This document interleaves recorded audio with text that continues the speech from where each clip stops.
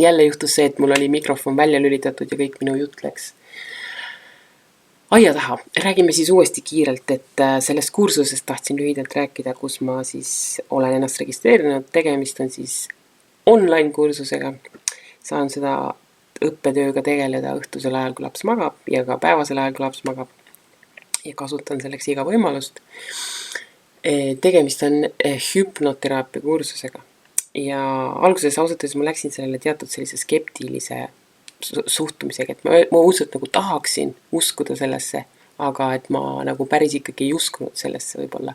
Ja üldse kogu see e-õppe kursus, et kuidas see veel töötab ja kas sellist asja on üldse võimalik online'is õppida ja nii edasi.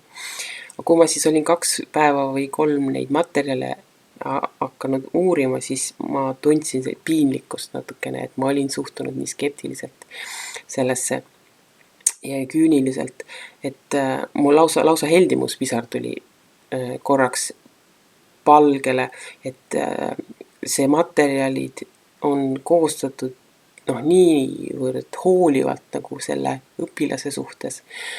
Ja mitte ainult siis õppematerjalid, vaid ka see, et mis sinust siis edasi saab, on ju, kui sa oled selle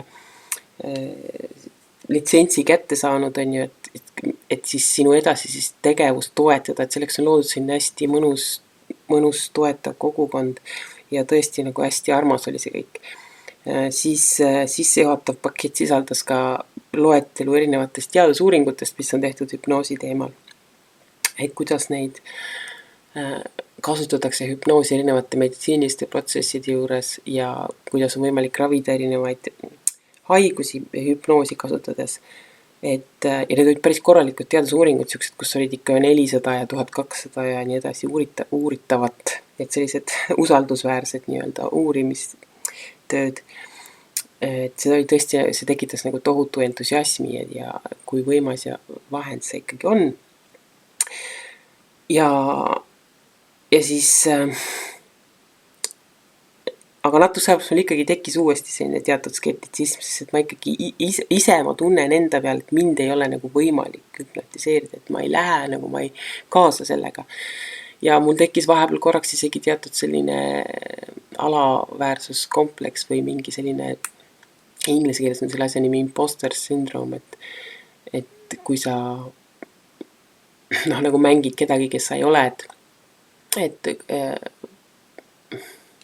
see pole oluline tegelikult, et küsimus on selles, et kas ma saan tegeleda millegagi, millesse ma ise nagu 100% ei usu, aga siis ma sain sellest olukorrast kuidagi nii üle, et ma nagu mõtlesin, ma suhtungi sellesse kui teaduseksperimenti, on ju.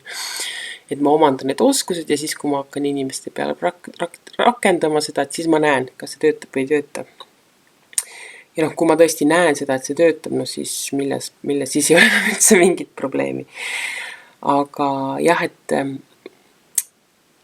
lasin ennast ka ükskord siin hüpnotiseerida ühel kaasõpilasel ja tundsin ka, et ma ei jõua sinna selle tasemele, aga samas kui see teraapia sessioon toimib tegelikult ka puhtalt ratsionaalsel tasandil. Et see vestlus ja see, et see protsess toimub silmad kinni ja sa keskendud sellele terapeudi häälele, see aitab sul ikkagi väga oluliselt keskenduda ühele asjale ja mitte lasta oma mõtetel nagu ringi tormata ja mitte lasta oma sellel pealmisel ajukoorel mingeid ennatlikke järeldusi hakata tegema ja nii edasi. Et selles mõttes ma arvan, et see protsess töötab ka nende inimeste puhul, keda ei anna hüpnotiseerida, keda on umbes 1/3, kuigi tegelikult koolitaja ütleb jälle, et tegelikult annab ikkagi kõiki inimesi hüpnotiseerida, lihtsalt et need inimesed, kes nii-öelda ei allu hüpnoosile, et nad peavad rohkem harjutama, et kui nende see protsess muutuks neile tuttavaks ja siis nad lähevad lõpuks ka ikkagi hüpnoosi. Kusjuures ma ise eile seda tundsin, et vahest, kui ma neid nende õppevideotega kaasa teen, nagu lasen ennast selle õppevideol nii-öelda hüpnoosi panna, siis ma tunnen seda, et minul ei tööta see, et seal tehakse neid, et tõsta käed üles ja nüüd kujutad, sul on midagi käes ja siis su käed hakkavad liikuma ja nii edasi. Et mul üldiselt see ei tööta, aga eile ma ühe korra tundsin, et mul tõesti käed hakkasid liikuma. Pärast jälle ei hakanud, nii et ma pean lihtsalt rohkem harjutama. Aga see oli küll täitsa huvitav tunne korraks, kui sa nagu ei kontrolli ennast, oma keha ja su keha nagu ise toimetab. Vabandust. aga ja nüüd panen siis entusiastlikult edasi